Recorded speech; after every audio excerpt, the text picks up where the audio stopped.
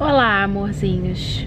Eu tô aqui agora no YouTube Space, acabando de editar um projeto novo que eu tô lançando no canal. Só que eu não queria, assim, soltar ele no canal. Acho que faltou falar um pouquinho com vocês sobre isso. Então, por isso que eu estou aqui com o meu lindo crachazinho do YouTube. Cadê?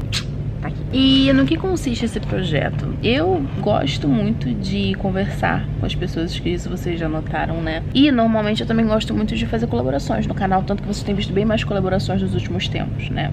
E aí eu fiquei pensando num projeto em que eu pudesse conversar mais com as pessoas e trazer esse conteúdo aqui pro canal. E nisso eu cheguei na ideia de fazer entrevistas aqui pro canal, entrevistas diferentes, onde, né, pensasse umas perguntas legais, umas questões legais e trouxesse isso aqui pra vocês. Há um tempinho, não foi nessa minha última viagem, foi na penúltima viagem pra São Paulo, eu dei início a esse projeto fazendo uma entrevista muito legal lá na Banca do Bem. E hoje é essa entrevista que vocês vão assistir. Espero que vocês se animem e participem com ele junto comigo, tá bom?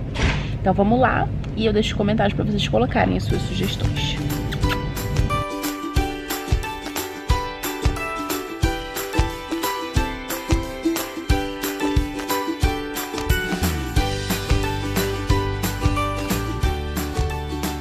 Amorzinhos, nós estamos aqui com o Arthur. Arthur, você é? Eu sou diretor de operações da Editora MOL. Quem estaria com você aqui hoje era a Roberta, que você conheceu no evento da Editora MOL lá da Folha. Mas a Roberta teve que ela viajou, uma viagem, um motivo pessoal aí, daí ela me incumbiu dessa função. Espero representar a altura. E, amorzinhos, a Editora MOL é responsável pela Banca do Bem. Vocês produzem material editorial, né? Revistas, calendários com parte da renda, com a renda, né? Na verdade, revertida, né? Para várias ações sociais, né? Isso. A Banca do Bem é a nossa loja online, por isso que no ambiente digital a gente é mais conhecido como Banca do Bem.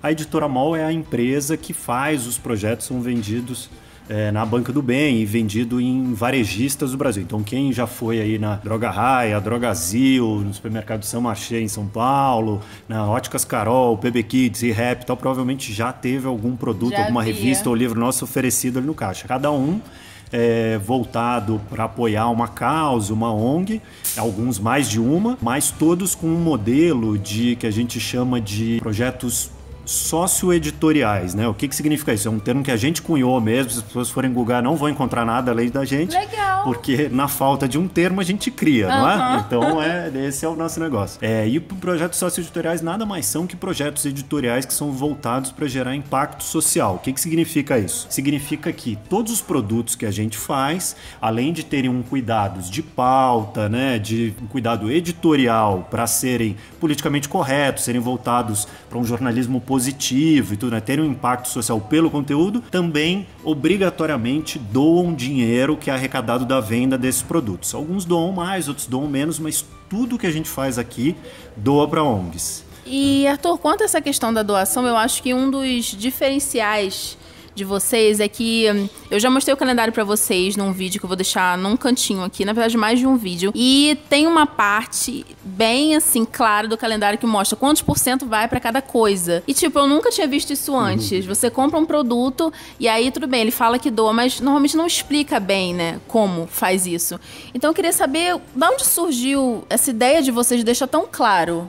Excelente pergunta, a gente adora falar sobre isso, porque uma das grandes preocupações de atuar no setor social, não só no Brasil, mas no Brasil, principalmente nesses tempos que a gente vive de coisas tão pouco transparentes e a gente descobrindo uma lama que, né, vai cada vez mais fundo aí, o setor social está vivendo muito sob vigilância, assim, né? Por quê? Porque tem muita ONG no Brasil que é de fachada, é feita para desviar dinheiro, tudo isso é verdade. Né? E daí a gente tem um grande problema quando a gente vai vender o nosso produto, das pessoas desconfiarem que esse dinheiro que a gente está falando que a gente vai doar, a gente não vai doar, que a gente está inventando essa história só para parecer mais bacana e vender mais. É então, aquela coisa, né? Será que vai doar mesmo? Exato. Então a gente tem que ter um cuidado especial com a transparência dos nossos projetos. E daí eu explico como que a gente faz isso. Todos os nossos produtos são auditados. O que significa isso? A gente contrata uma empresa de auditoria externa para acompanhar todos os passos do projeto. Outro é o que você falou.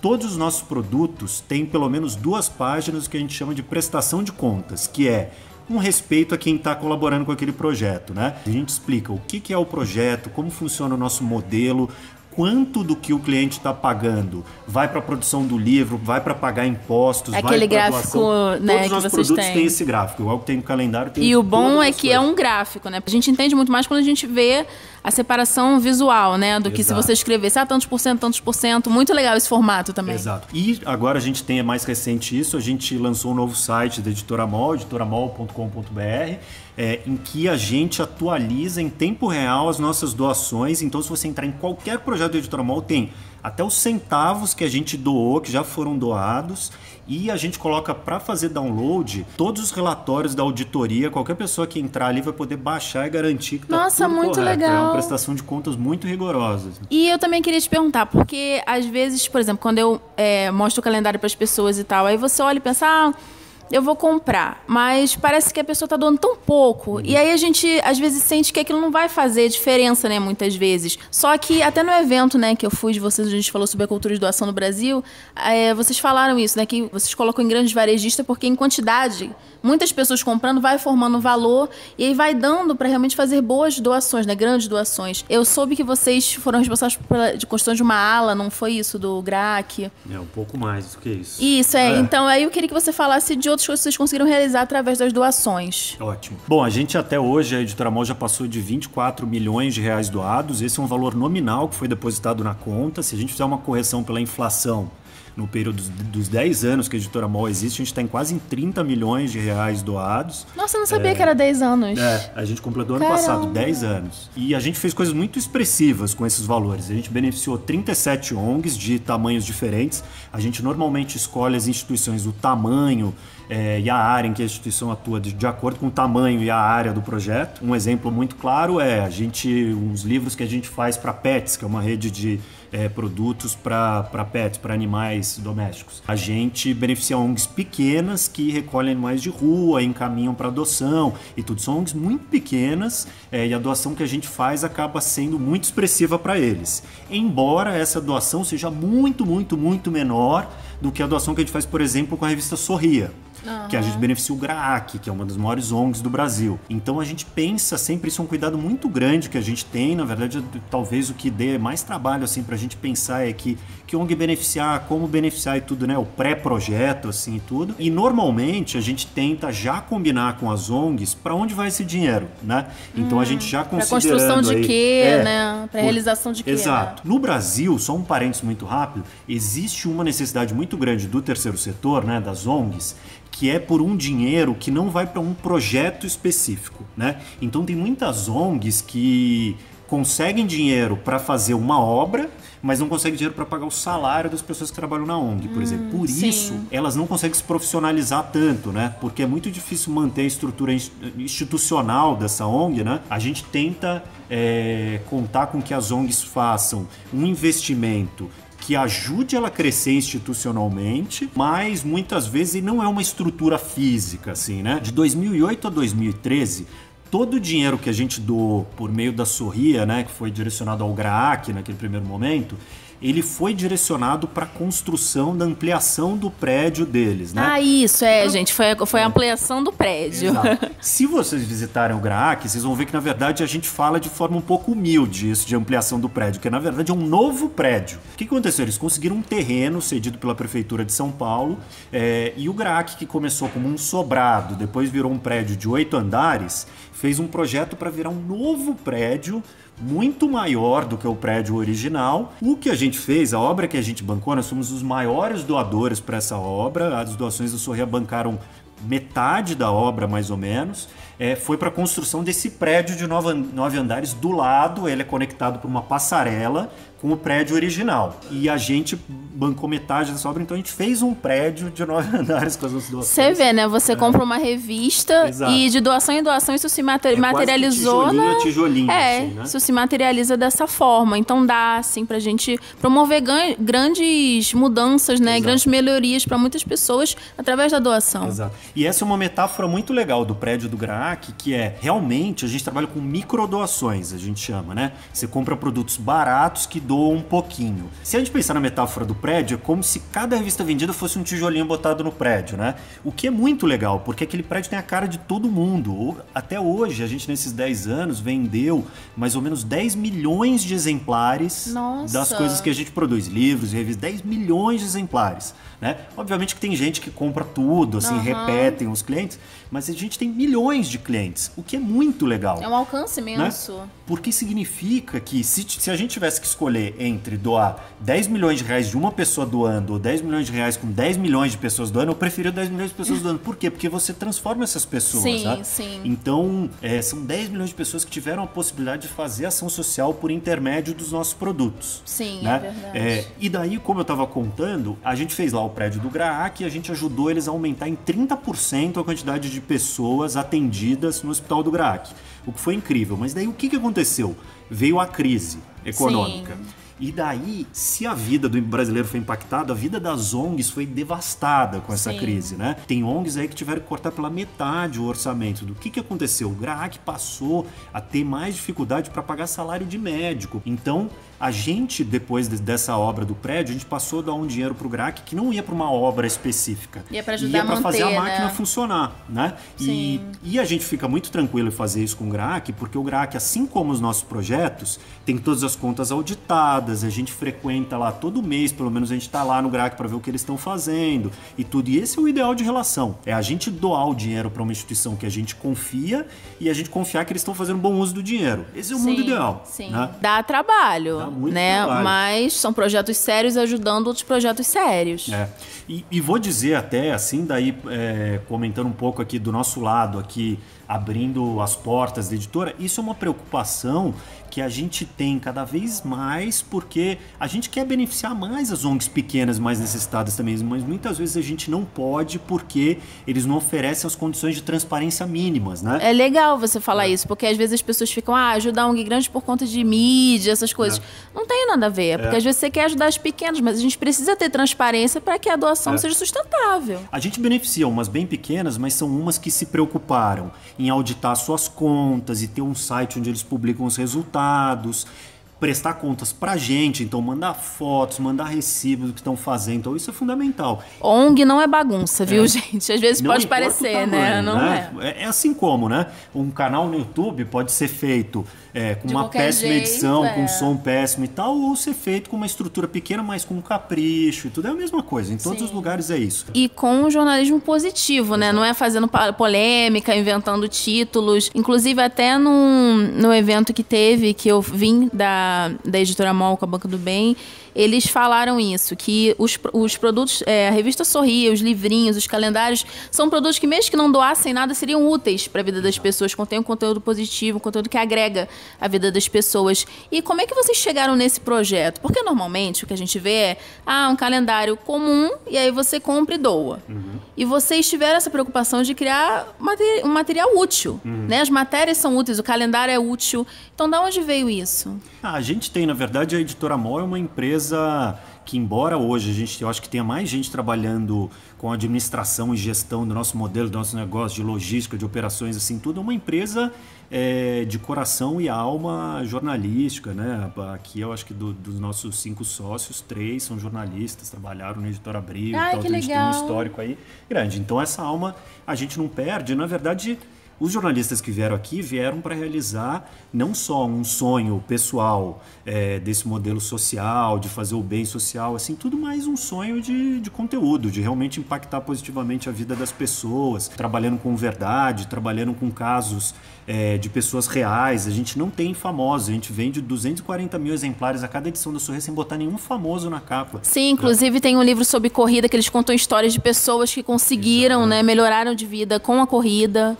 Então isso é uma preocupação muito grande aqui, principalmente da Roberta, que é fundadora, a Roberta Faria, que é a nossa, que cuida de toda a criação e dá a palavra final do conteúdo. A gente pode fazer diferença na vida das pessoas e se vocês virem a quantidade de e-mails e o teor dos e-mails que a gente recebe, você vai entender que histórias são essas. Assim, são pessoas que tiveram a vida transformada por ler um caso de uma pessoa real nas nossas revistas, se identificar com o caso e seguir o exemplo dele. É a mesma coisa que você faz faz no seu blog, no seu canal no YouTube, né? E tudo. E às vezes é engraçado que às vezes a gente conta uma história, fala alguma coisa pra alguém, dá um conselho. Parece uma coisa tão boba, mas vocês têm um calendário que vem tipo com sessões de terapia. E às vezes você tá num dia ruim, e aí você olha pro calendário e além dele ser uma gracinha, sempre tem alguma coisa ali pra te dar um estalo, um up, sabe? Isso também é muito interessante. Sim, Bárbara, você vai concordar com um negócio comigo, que é o termo autoajuda foi muito mal usado e se criou um estigma em relação a esse termo ou alguma coisa associada a isso,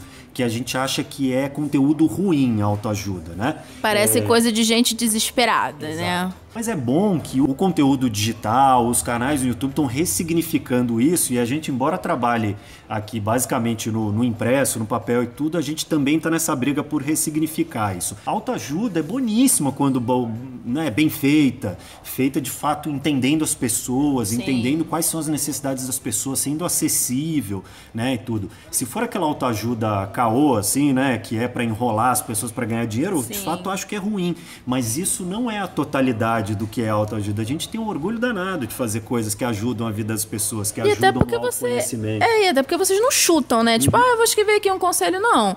São coisas realmente muito bem pensadas, dá pra anotar. E isso que você falou é muito legal, porque é exatamente isso, né? Num mercado que tava falido, a gente começou a ver grandes editoras, grandes revistas sumindo, né?